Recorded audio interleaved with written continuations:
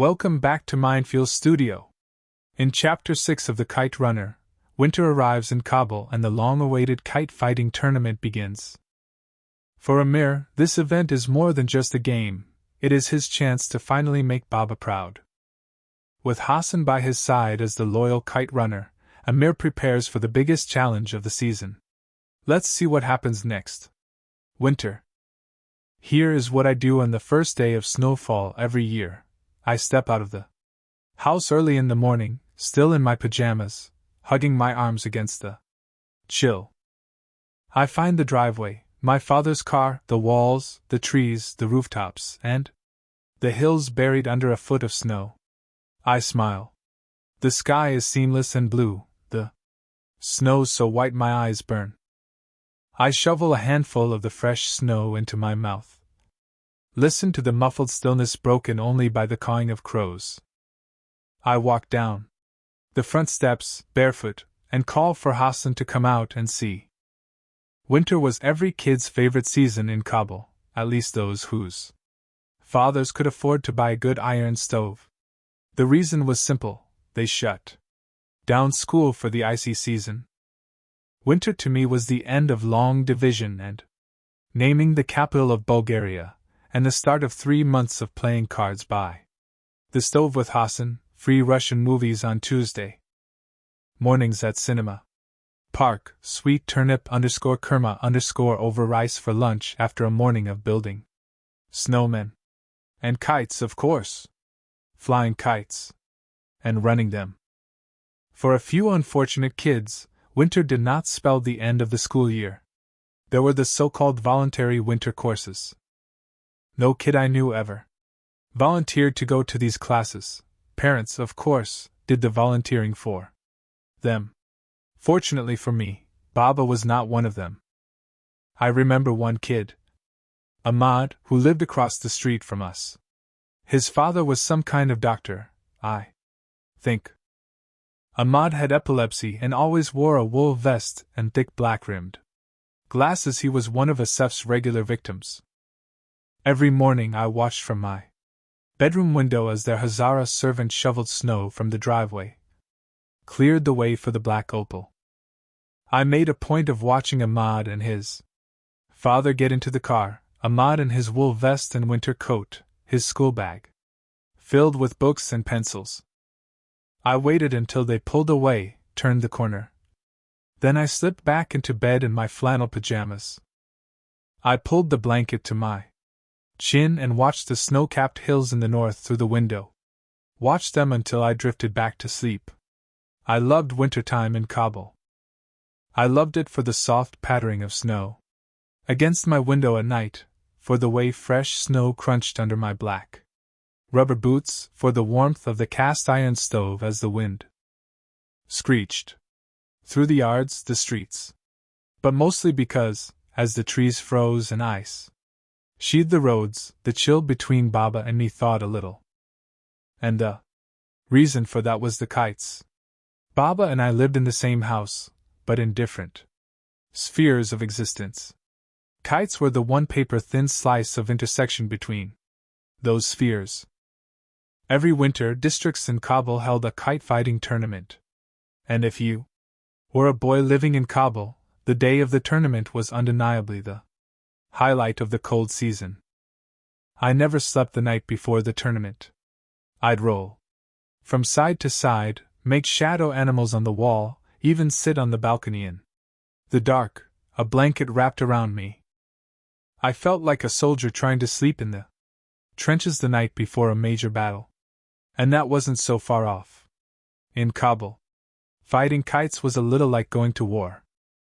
As with any war, you had to ready yourself for battle. For a while, Hassan and I used to build our own kites. We saved our weekly allowances in the fall, dropped the money in a little porcelain horse Baba had brought one time from Herat. When the winds of winter began to blow and snow fell in chunks, we undid the snap under the horse's belly. We went to the bazaar and bought bamboo, glue, string, and paper. We spent hours every day shaving bamboo for the center and cross spars, cutting the thin tissue paper which made for easy dipping in recovery, and then, of course, we had to make our own string or tar. If the kite was the gun, then _tar_, the glass-coated cutting line, was the bullet in the chamber. We'd go out in the yard and feed up to 500 feet of string through a mixture of ground glass and glue. We'd then hang the line between the trees, leave it to dry. The next day, we'd wind the battle-ready line around a wooden spool. By the time the snow melted and the rains of spring swept in, every boy in Kabul bore telltale horizontal gashes on his fingers from a whole winter of fighting kites. I remember how my classmates and I used to huddle, compare our battle scars on the first day of school. The cuts stung and didn't heal for a couple of weeks, but I didn't mind. They were reminders of a beloved season that had once again passed too quickly. Then the class captain would blow his whistle and we'd march in a single file to our classrooms, longing for winter already, greeted instead by the specter of yet another long school year. But it quickly became apparent that Hassan and I were better kite fighters than kite makers. Some flaw or other in our design always spelled its doom. So, Baba started taking us to Saifo's to buy our kites. Saifo was a nearly blind old man who was _Muchi_ by profession a shoe repairman. But he was also the city's most famous kite maker, working out of a tiny hovel on Jada Maywand, the crowded streets south of the muddy banks of the Kabul River. I remember you had to crouch to enter the prison cell-sized store, and then had to lift a trapdoor to creep down a set of wooden steps to the dank basement where Saifo stored his coveted kites. Baba would buy us each 3 identical kites and spools of glass string. If I changed my mind and asked for a bigger and fancier kite, Baba would buy it for me, but then he'd buy it for Hassan too. Sometimes I wished he wouldn't do that. Wished he'd let me be the favorite. The kite-fighting tournament was an old winter tradition in Afghanistan. It started early in the morning on the day of the contest, and didn't end until only the winning kite flew in the sky. I remember one year the tournament outlasted daylight. People gathered on sidewalks and roofs to cheer for their kids. The streets filled with kite fighters, jerking and tugging on their lines, squinting up to the sky, trying to gain position to cut the opponent's line. Every kite fighter had an assistant, in my case, Hassan, who held the spool and fed the line. One time, a bratty Hindi kid whose family had recently moved into the neighborhood told us that in his hometown, kite fighting had strict rules and regulations. You have to play in a boxed area and you have to stand at a right angle to the wind, he said proudly. And you can't use aluminum to make your glass string. Hassan and I looked at each other, cracked up. The Hindi kid would soon learn what the British learned earlier in the century, and what the Russians would eventually learn by the late 1980s, that Afghans are an independent people. Afghans cherish custom but abhor rules. And so it was with kite fighting. The rules were simple: no rules. Fly your kite. Cut the opponents. Good luck. Except that wasn't all. The real fun began when a kite was cut. That was where the kite runners came in, those kids who chased the wind-blown kite, drifting through the neighborhoods until it came spiraling down in a field, dropping in someone's yard, on a tree or a rooftop. The chase got pretty fierce. Hordes of kite runners swarmed the streets, shoved past each other like those people from Spain I'd read about once, the ones who ran from the bulls. One year, a neighborhood kid climbed a pine tree for a kite. A branch snapped under his weight and he fell 30 feet. Broke his back and never walked again. But he fell, with the kite still in his hands. And when a kite runner had his hands on a kite, no one could take it from him. That wasn't a rule. That was custom. For kite runners, the most coveted prize was the last fallen kite of a winter tournament. It was a trophy of honor, something to be displayed on a mantle for guests to admire. When the sky cleared of kites and only the final two remained, every kite runner readied himself for the chance to land this prize. He positioned himself at a spot that he thought would give him a head start. Tense muscles readied themselves to uncoil. Necks craned. Eyes crinkled. Fights broke out. And when the last kite was cut, all hell broke loose. Over the years, I had seen a lot of guys run kites. But Hassan was by far the greatest kite runner I'd ever seen. It was downright eerie the way he always got to the spot the kite would land before the kite did, as if he had some sort of inner compass. I remember one overcast winter day, Hassan and I were running a kite. I was chasing him through neighborhoods, hopping gutters, weaving through narrow streets. I was a year older than him, but Hassan ran faster than I did, and I was falling behind. "Hassan! Wait!" I yelled, my breathing hot and ragged. He whirled around, motioned with his hand. "This way!" he called before dashing around another corner. I looked up, saw that the direction we were running was opposite to the one the kite was drifting. "We're losing it! We're going the wrong way!" I cried out. "Trust me!"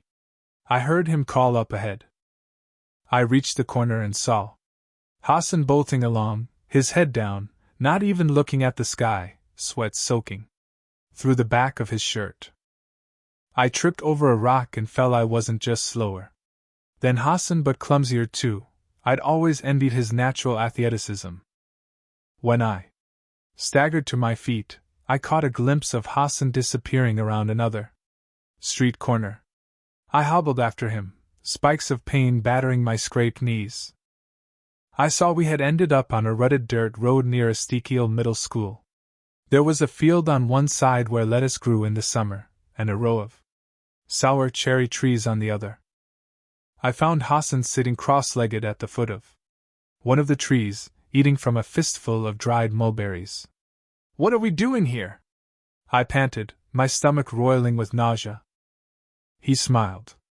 "Sit with me, Amir Aga." I dropped next to him, lay on a thin patch of snow, wheezing. "You're wasting our time." "It was going the other way, didn't you see?" Hassan popped a mulberry in his mouth. "It's coming," he said. I could hardly breathe and he didn't even sound tired. "How do you know?" I said. "I know." "How can you know?" He turned to me. A few sweat beads rolled from his bald scalp. "Would I ever lie to you, Amir Aga?" Suddenly I decided to toy with him a little. "I don't know. Would you?" "I'd sooner eat dirt," he said with a look of indignation. "Really? You'd do that?" He threw me a puzzled look. "Do what?" "Eat dirt if I told you to," I said. I knew I was being cruel, like when I'd taunt him if he didn't know some big word. But there was something fascinating, albeit in a sick way, about teasing Hassan. Kind of like when we used to play insect torture. Except now, he was the ant and I was holding the magnifying glass. His eyes searched my face for a long time. We sat there, two boys under a sour cherry tree, suddenly looking, really looking, at each other. That's when it happened again. Hassan's face changed. Maybe not changed, not really, but suddenly I had the feeling I was looking at two faces, the one I knew, the one that was my first memory, and another, a second face, this one lurking just beneath the surface. I'd seen it happen before. It always shook me up a little. It just appeared, this other face, for a fraction of a moment, long enough to leave me with the unsettling feeling that maybe I'd seen it someplace before. Then Hassan blinked, and it was just him again. Just Hassan. "If you asked, I would," he finally said, looking right at me. I dropped my eyes. To this day, I find it hard to gaze directly at people like Hassan, people who mean every word they say. But I wonder, he added, Would you ever ask me to do such a thing? Amir Aga? And, just like that, he had thrown at me his own little test. If I was going to toy with him and challenge his loyalty, then he'd toy with me, test my integrity. I wished I hadn't started this conversation. I forced a smile. Don't be stupid, Hassan. You know I wouldn't. Hassan returned the smile. Except his didn't look forced. I know, he said. And that's the thing about people who mean everything they say. They think everyone else does too. Here it comes, Hassan said, pointing to the sky. He rose to his feet and walked a few paces to his left. I looked up, saw the kite plummeting toward us. I heard footfalls, shouts, an approaching melee of kite runners. But they were wasting their time. Because Hassan stood with his arms wide open, smiling, waiting for the kite. And may God, if he exists, that is, strike me blind if the kite didn't just drop into his outstretched arms. In the winter of 1975, I saw Hassan run a kite for the last time. Usually, each neighborhood held its own competition. But that year the tournament was going to be held in my neighborhood, Wazir Akbar Khan, and several other districts, Karte Char, Karte Parwan, Mekro Ryan, and Kote Sangi had been invited. You could hardly go anywhere without hearing talk of the upcoming tournament. Word had it this was going to be the biggest tournament in 25 years. One night that winter, with the big contest only 4 days away, Baba and I sat in his study in overstuffed leather chairs by the glow of the fireplace. We were sipping tea, talking. Ali had served dinner earlier, potatoes and curried cauliflower over rice, and had retired for the night with Hassan. Baba was fattening his pipe, and I was asking him to tell the story about the winter a pack of wolves had descended from the mountains in Herat and forced everyone to stay indoors for a week, when he lit a match and said casually, I think maybe you'll win the tournament this year. What do you think? I didn't know what to think. Or what to say. Was that what it would take? Had he just slipped me a key? I was a good kite fighter. Actually, a very good one. A few times, I'd even come close to winning the winter tournament once. I'd made it to the final 3. But coming close wasn't the same as winning, was it? Baba hadn't come close. He had won because winners won and everyone else just went home. Baba was used to winning at everything he set his mind to. Didn't he have a right to expect the same from his son? And just imagine if I did win. Baba smoked his pipe and talked. I pretended to listen. But I couldn't listen, not really, because Baba's casual little comment had planted a seed in my head, the resolution that I would win that winter's tournament. I was going to win. There was no other viable option. I was going to win, and I was going to run that last kite. Then I'd bring it home and show it to Baba. Show him once and for all that his son was worthy. Then maybe my life as a ghost in this house would finally be over. I let myself dream. I imagined conversation and laughter over dinner instead of silence broken only by the clinking of silverware and the occasional grunt.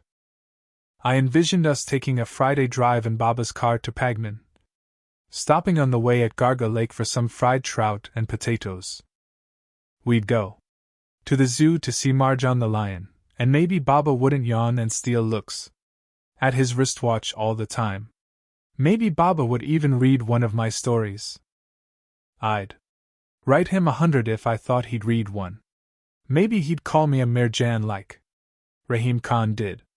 And maybe, just maybe, I would finally be pardoned for killing my mother. Baba was telling me about the time he'd cut 14 kites on the same day. I smiled, nodded, laughed at all the right places, but I hardly heard a word he said. I had a mission now. And I wasn't going to fail Baba. Not this time. It snowed heavily the night before the tournament. Hassan and I sat under the kursi and played panjpar as wind-rattled tree branches tapped on the window. Earlier that day, I'd asked Ali to set up the kursi for us, which was basically an electric heater under a low table covered with a thick, quilted blanket. Around the table, he arranged mattresses and cushions, so as many as 20 people could sit and slip their legs under. Hassan and I used to spend entire snowy days snug under the kursi, playing chess, cards, mostly panjpar. I killed Hassan's 10 of diamonds, played him 2 jacks and a 6. Next door, in Baba's study, Baba and Rahim Khan were discussing business with a couple of other men, one of them I recognized as Asef's father. Through the wall, I could hear the scratchy sound of Radio Kabul news. Hassan killed the 6 and picked up the jacks. On the radio, Daud Khan was announcing something about foreign investments. He says someday we'll have television in Kabul, I said. Who? Daud Khan, you asked the president. Hassan giggled. I heard they already have it in Iran, he said. I sighed. Those Iranians. For a lot of Hazaras, Iran represented a sanctuary of sorts, I guess, because, like Hazaras, most Iranians were Shia Muslims. But I remembered something my teacher had said that summer about Iranians, that they were grinning smooth talkers who patted you on the back with one hand and picked your pocket with the other. I told Baba about that, and he said my teacher was one of those jealous Afghans, jealous because Iran was a rising power in Asia and most people around the world couldn't even find Afghanistan on a world map. It hurts to say that, he said, shrugging. But better to get hurt by the truth than comforted with a lie. I'll buy you one someday, I said. Hassan's face brightened. A television? In truth? Sure. And not the black and white kind either. We'll probably be grown UPS by then, but I'll get us 2. One for you and one for me. I'll put it on my table, where I keep my drawings, Hassan said. His saying that made me kind of sad. Sad for who Hassan was, where he lived. For how he'd accepted the fact that he'd grow old in that mud shack in the yard, the way his father had. I drew the last card, played him a pair of queens and a 10. Hassan picked up the queens. You know, I think you're going to make Aga Sahib very proud tomorrow. You think so? _inshallah_, he said. _inshallah_. I echoed, though the God willing qualifier didn't sound as sincere coming from my lips. That was the thing with Hassan. He was so goddamn pure, you always felt like a phony around him. I killed his king and played him my final card, the ace of spades. He had to pick it up. I'd won, but as I shuffled for a new game, I had the distinct suspicion that Hassan had let me win. Amir Aga? What? You know. I _ where I live. He was always doing that, reading my mind. It's my home. Whatever, I said. Get ready to lose again. And that's chapter 6. Amir finally wins the kite-fighting tournament and earns the praise he has always wanted from Baba. But as Hassan runs to retrieve the last fallen kite, Amir waits, unaware that this moment of victory will soon lead to a life-changing event. Like and subscribe to Mindfuel Studio to continue the story in chapter 7.